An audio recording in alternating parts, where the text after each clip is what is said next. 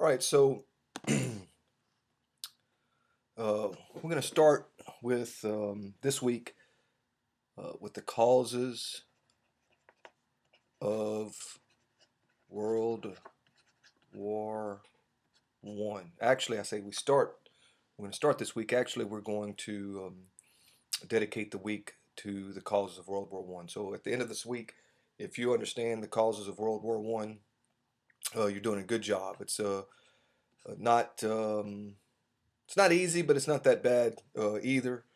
And it really shows you, I guess, maybe the stupidity of human beings. But let's talk about the general causes, not the immediate or not the events leading up to World War One. So I'm just going to talk about a few. I mean, you can literally spend an entire semester on the causes of World War One and World War One itself. So the first thing that you'll always hear, and this is basic, is nationalism. Since the French Revolution, all right, the French Revolution was in 1789. Many of the wars um, after that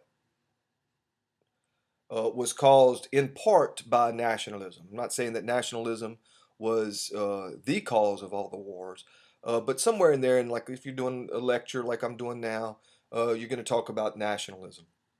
And we really see the growth of nationalism in the late 1800s and early 1900s.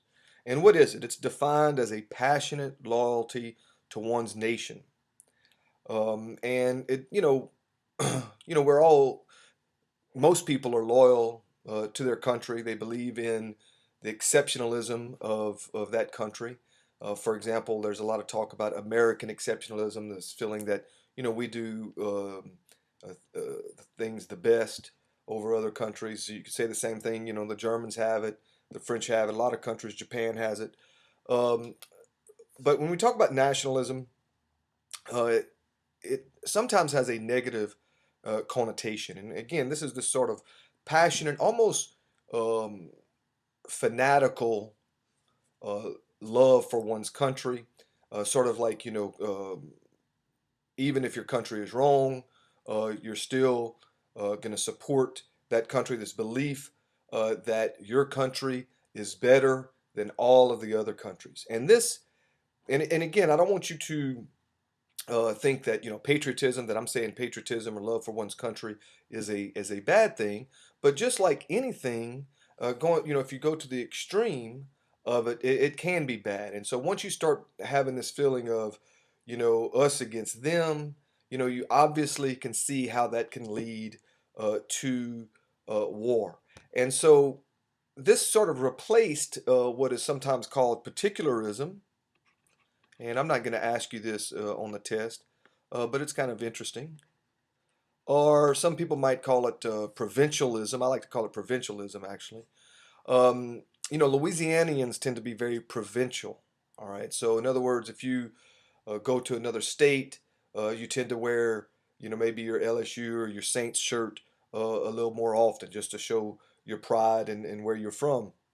And even like in particular towns. I grew up, for example, in Kinder, and my mother grew up in Oberlin, and this is Highway 165, and so she lived in Kinder since she was about 17.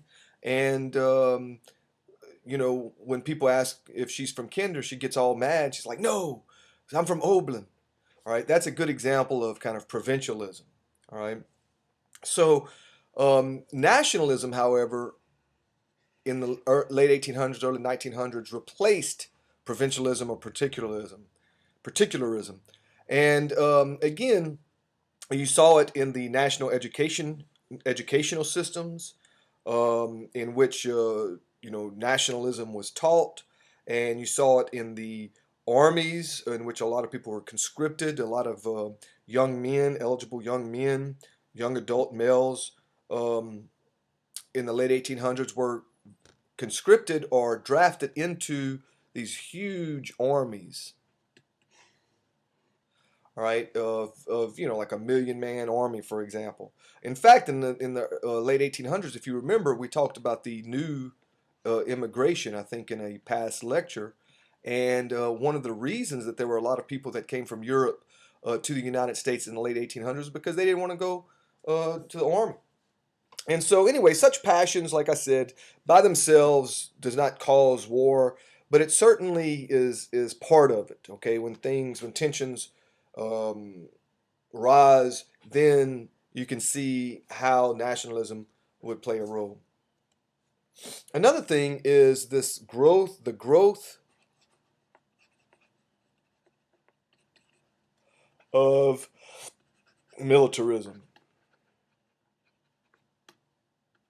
I feel like my writing is getting a little bit better on this little pad here. And first of all, what is militarism?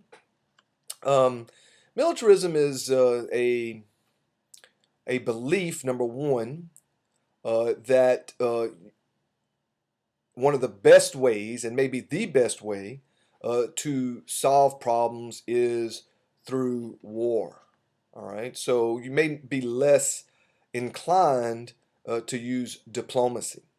Another thing is that it glorifies war. All right, it sort of looks at war, as this great thing, and so we see that today. All right, we see there is certainly an element of militarism in American culture, and there is this belief that uh, or there's a glorification of the military. All right, war and the military. Okay, and sometimes when you look at the causes of war, this is often one of them, and you see that again in the late 1800s and early 1900s. All right. Um, One of the reasons was because of Prussia. Now, Prussia was really northern Germany, and they had a prime minister, a guy by the name of Otto von Bismarck. And Bismarck unified Germany. So this is what we call German unification. And the way he did that, of course, was through a series of wars. One war was with Denmark, in which he took over the southern part of Denmark that had German-speaking people there. Another war was with Austria, in which he took part of Austria in the settlement.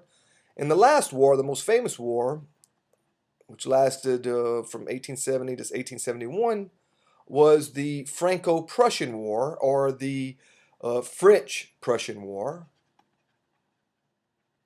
It's not known as the French-Prussian War, it's known as the Franco-Prussian War, in which, and this is important, he took Germany, or in this case Prussia, took Alsace and Lorraine. These were um, provinces in Germany. Okay, let me see, this does not, there we go. Alsace and Lorraine. These are provinces in, did I say Germany? I hope not. Maybe I did. In France, I'm sorry. I think I did say Germany, I'm sorry. So these were provinces in France, all right, that Prussia took, and then once they did that, all right, I'm getting cluttered here. Once they did that, they unified. This was in France. Just you Google that in, check out a map on the internet, and you'll see that. And then it became part of Germany, and we see, in 1871 is when we see we start seeing Germany on the map. Okay, well, people looked at this and they saw Bismarck doing this, and they thought, wow, all right, this is a good idea. I mean, we can, Bismarck showed that the best way to sort of unify your nation and to solve problems is just go to war, be aggressive. Now, Bismarck was really smart because once he did this, he started this idea of of keeping France isolated through alliances. Okay, so Bismarck started the alliance system, and what he stated was, or what he tried to do, and what he did, as long as he had say so, was that look, if we could create alliances with, say, Great Britain, Russia was a main player in this. We had to stay friends with Russia. Then we can isolate France, and that way France will be less inclined to go to war with us. And what I'm saying here, I want y'all to pay very close attention. Sometimes I just tell you things because they're interesting or I find them interesting, and I kind of want you to know. But what I'm explaining here is very important. Okay. So he said, as long as they keep France isolated, then France would be less likely to go to war with Germany and get revenge, or as the French would say, revanche. Okay, revanche, revanche. Des Allemagne, Allemagne. That's how you say Germany in French. So if you're related to somebody whose last name is Allemand, they're Cajun, but that actually means German. Or yeah. All right. So let's see here. All right, so let's end there. I want to do these lectures. I want to do just kind of little short lectures because I think that actually helps you remember.